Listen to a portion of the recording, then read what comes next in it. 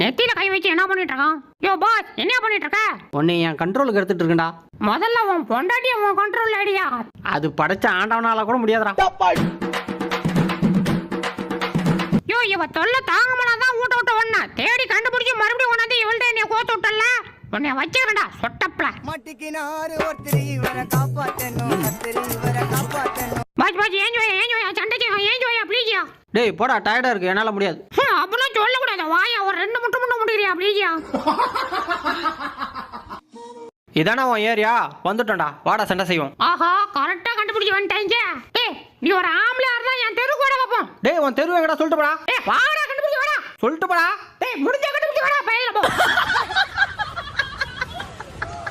டேய் மச்சி வந்தான்டா, விடாத அப்படியே அணக்கட்டி கூட்டிட்டு வா. ஆஹா என்னது இது, நம்மளே அணை கட்டுறாங்க.